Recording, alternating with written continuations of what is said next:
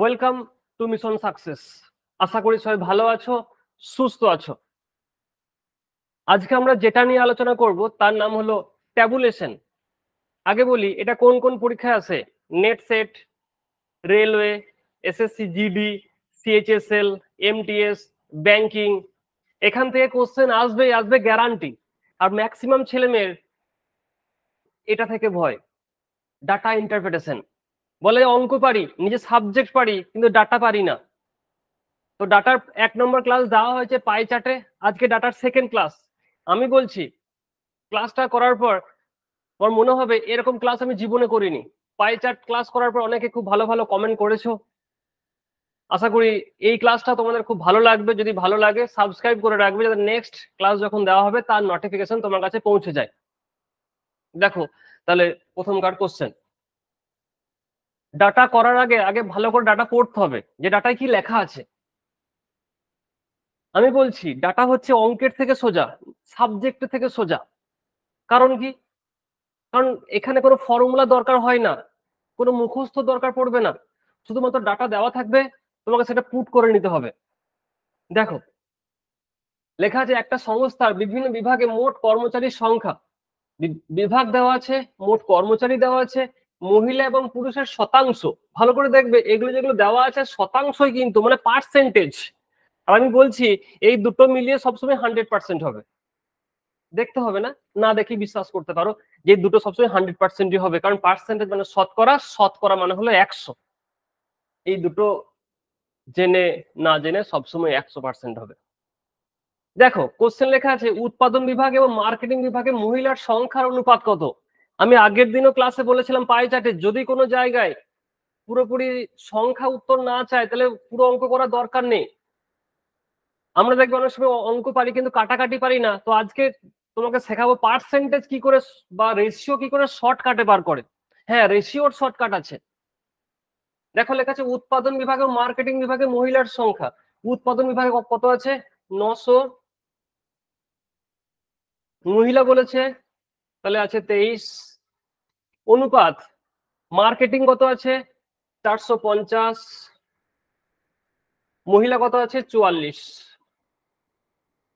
বেশ, আমরা নিচে 100 লিখবো না, এই 100 লিখলেই পাপ হবে। আমরা পাপ কাজ করতে কেউই চাই না, তো এই পাপ কাজটা করো না যে নিচে 100 লিখবই না। কি করবো আমরা? আচ্ছা প্রথমে আমি যদি বলি দাদা উত্তর কত হবে, আমি বলবো উত্তর 23 হবে। মানে 23 দিয়ে যেটা থাকবে সেটাই হবে। কেন 23 দিয়ে যেটা থাকবে সেটাই হবে? কারণ 23 একটা মৌলিক সংখ্যা, এটা দিয়ে কাটাকাটি যায় না, এটা কাটাকাটি জীবনে যাবে না। তাহলে যে রেশিও থাকবে সে প্রথমে উত্তর 23 হতে হবে। 23 উত্তর কি আছে? Option C. এটাই উত্তর হয়ে গেল। আমি জানি তুমি মানতে পারলে না, আজকে সব কোশ্চেন দেখাবো এভাবেই, এত শর্টকাটে সলিউশন দেখাবো, তবু আমি আগে বড়কাটে একটু কাটাকাটি করে দেখিয়ে দিই। দেখো 0 0 কাটলে 45, 2 এ 90 কাটলে 2 22 44 কাটলে দেখো 23 পড়েই থাকলো তোমার। 23 আর 22 উত্তর হয়ে গেল। যদি আমরা এটা লং প্রসেসে করি, মানে আমরা যেটা ছোটবেলাতে শিখেছিলাম বা বড়বেলাতেও অনেক জায়গায় শিখেছি, সেটা কেমন করে করতাম? 900 ইন্টু 23 বাই 100 অনুপাত 450 ইন্টু 44 বাই 100, এইভাবে করতাম। এবার এটা 0 0 কাটাকাটি করে এইটার সঙ্গে এটা গুণ করতে করতেই তোমার পরীক্ষা শেষ, সময় শেষ। কারণ চাকরির পরীক্ষা তাড়াতাড়ি করতে হয়, এটা স্কুলের পরীক্ষা নয় যে 2 ঘন্টা করে সময় থাকে। তো ভালো করে কনসেপ্ট গুলো শেখো, দেখবে আস্তে আস্তে তুমিও কাজে লাগাতে পারছো যখন বাড়িতে প্র্যাকটিস করবে। কনসেপ্ট গুলো একটু একটু করে মাথার মধ্যে রাখো, আর যদি কনসেপ্টই না জানো তাহলে এসব মাথার মধ্যে আসবেই না। পরের কোশ্চেন দেখো লেখা আছে এইচআর বিভাগ এবং হিসাব বিভাগে মোট মহিলার সংখ্যা এবং ওই দুই বিভাগে মোট পুরুষের সংখ্যার অনুপাত কত। দাদা এটা কি শর্টকাট আছে? আগেরটা তো শর্টকাট এমনি এমনি হয়ে গেল, অনেকেই পারতাম দাদা। আমি বলছি এটারও দেখো এমন শর্টকাট দেবো তুমি অবাক হয়ে যাবে যে এরকমও শর্টকাট হয় নাকি। তাই দেখো আমি বলছি এইচআর বিভাগ এবং হিসাব বিভাগে মোট মহিলা, এইচআর বিভাগ কত আছে? 360, মহিলা কত আছে? 65, প্লাস হিসাব বিভাগ কত আছে? 220, মহিলা কত আছে 35%, রেশিও আছে, রেশিও করলাম। ওই দুই বিভাগে পুরুষ চেয়েছে, তাহলে মোট আছে 360। যদি এটা 65 হয় তাহলে পুরুষ অবশ্যই 35 হবে, দেখে নাও। প্লাস 220 আছে, 220 লিখবো, অবশ্যই এটা 65 হবে, দেখে নাও 65 আছে। আবার বলছি নিচে 100 লিখবো না, 100 লিখলেই পাপ হবে। 100 জীবনে লিখবো না, মানে লিখবোই না। কেমন কাটাকাটি করবো দেখো, রেশিও থাকলে এভাবে কাটাকাটি করা যায়।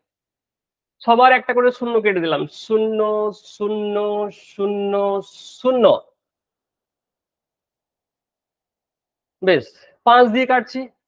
5 13 65, 5 7 35, 5 7 35, 5 13 65। 2 দিয়ে কাটছি।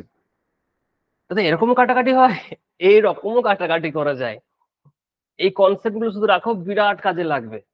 2 18 36, 2 11 22, 2 18 36, 2 11 22।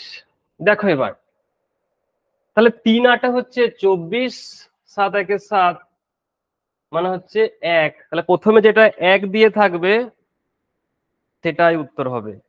যেটা প্রথমে 1 দিয়ে থাকবে সেটাই উত্তর হবে। হ্যাঁ হবে নাকি? অবশ্যই হবে। শুধু ইউনিট ডিজিট গুলোকে যোগ করলাম, 3 8 24, মানে শেষ সংখ্যা 4 হবে, 1 7 7, মানে 7 4 11 হবে। দেখে নাও এটা 9 আসছে কিনা, তাহলে কনফার্ম হয়ে গেলে। দেখো 7 8 56 6 লিখছি, 7 1 7, সরি 8 7 56 6 লিখলাম, আর 3 1 3, দেখো 6 3 9 লিখে দিলাম, তাহলে 1 আর 9 চলে এলো, তাহলে উত্তর হয়ে গেল অপশন এ। কি দারুণ জিনিস!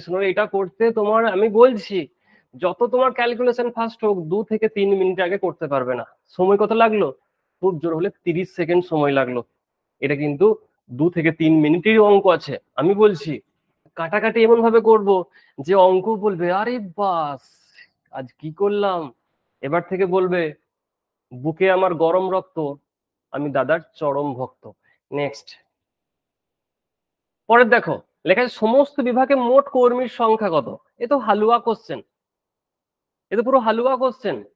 দেখো সমস্ত বিভাগে মোট কর্মচারী বলেছে, তাহলে 4 আর 5 9, 9 আর 6 15, 15 17, 18 19 20 21, তাহলে শেষে 1 থাকবে, এমন কে আছে শেষে 1? কার আছে?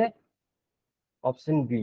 বাকিগুলো তোকে একটু দেখে নেবো, মানে 15 17 18 19 21, 1 বসলো, 5 দিনে 8 18 16 17 18 19 20 29 30 31 32 33, অপশন বি।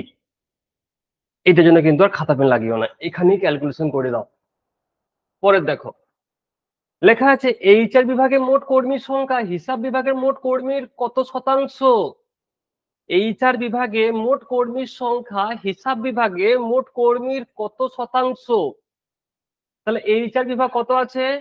360। এইচআর বিভাগ। হিসাব বিভাগ কত আছে? 220।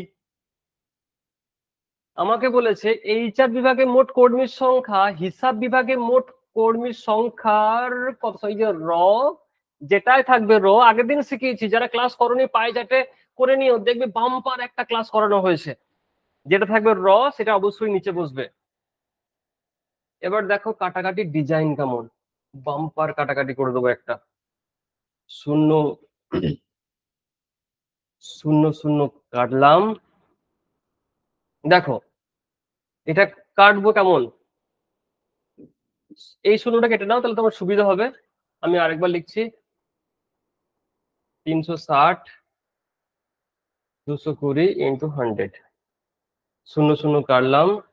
দেখো এটা 22 4 88, আর যদি 4.5 নি, তাহলে 1 মানে হচ্ছে 22, তাহলে 4 মানে অর্ধেক হচ্ছে, তাহলে 22 এর অর্ধেক করলে 11 হবে, তাহলে 4.5 কাছাকাছি যাবে। পুরোপুরি করতে গেলে বহু সময় লাগবে, 4.5 অর্ধেক কাছাকাছি যাবে, কিন্তু একটু বেশি হবে 4.5। কি করে বুঝলাম যে 12 4 হচ্ছে 88, 88-র ওপরে হচ্ছে 22 4 হচ্ছে 88, 22 4 88, 88-র উপরে যাচ্ছে, তাহলে 22 1 22, 22 যোগ করলে বেশি হয়ে যাচ্ছে, 22-এ হাফ করলে হচ্ছে 11, অষ্টের সঙ্গে 11 যোগ করলে 99, মানে কাছাকাছি আসছে, মানে যে উত্তরটা হবে সেটা একটু বেশি হবে, যাই উত্তর হবে। তাহলে এবার দেখো 36 4 কেমন করে, এবার এটাও গুণ করব না, কেমন করব দেখো, 36 4 কত হচ্ছে, 4 6 24, 4 3 12, 13 14 144, আর 36 হাফ মানে 18, 8 4 12, তারপর 6 162। তাহলে যে উত্তর থাকবে সেটা 162-র একটু ওপরে থাকবে, কারণ এটা উত্তরটা 4.5 থাকে একটু ওপরে। 162-র উপরে কে আছে, 164, অ্যান্সার হয়ে গেল 164। আমি বলছি এই ক্যালকুলেশন খাতা পেন নিয়ে করলে এটাও তোমার মোটামুটি 2 মিনিট লাগবে, কারণ এত বড় সংখ্যা আছে, 11 দিয়ে ভাগ করতে হবে। আর আমি এমন ভাবে কাটাকাটি করবো, আগের দিনও এভাবে শিখেছি, আমি আজকেও শেখাচ্ছি। আমি বলছি সব অঙ্ক এভাবেই সম্ভব, অবশ্যই সব অঙ্ক এভাবেই সম্ভব। কারণ মনে রাখবে যারা কোশ্চেন সেট আপ করছে তারাও জানে যে এটা এভাবে করলে তবেই কিন্তু তাড়াতাড়ি করা যাবে, সেই হিসাবে কিন্তু তারা টাইম গুলো দেয়। পরের কোশ্চেন দেখো, লেখা আছে তথ্য প্রযুক্তি এবং ক্রেতা পরিষেবা বিভাগে মোট পুরুষ কর্মীর সংখ্যা কত? তথ্য প্রযুক্তি এবং ক্রেতা পরিষেবা বিভাগে মোট পুরুষ কর্মীর সংখ্যা কত? অপশন আছে এ, বি, সি, ডি, ই। তো আমি তোমাদের এটা বাড়ির কাজ দিলাম, দেখি তোমরাও বাড়িতে করছো কিনা, শুধুমাত্র ক্লাসগুলো ফোনেই করে নিচ্ছ নাকি খাতা পেন দিয়েও করছো। বাড়ির কাজ দিলাম, কমেন্টে অবশ্যই উত্তর লিখবে। আমি সবার কমেন্টে অবশ্যই একটা রিপ্লাই দিয়ে জানাবো যে উত্তরটা সঠিক হয়েছে কিনা। এ, বি, সি, ডি, ই 5টার মধ্যে যে কোনো একটা উত্তর হবে। আর ক্লাস কেমন লাগলো তার ফিডব্যাক অবশ্যই দিও, তোমাদের ফিডব্যাক ক্লাসের আরো এনার্জি নিয়ে আসে। তাহলে আজকে এই অবধি থাকলো, পরের দিন আমরা এই ডাটা নিয়ে আলোচনা করব, ঠিক আছে? আজকে এইগুলো বাড়িতে প্র্যাকটিস করো, কিভাবে করলাম দেখো। খুব তাড়াতাড়ি আবার এর 3 নাম্বার ক্লাস নিয়ে আসবো, ততদিনের জন্য এখানেই থাকলো, স্টপ।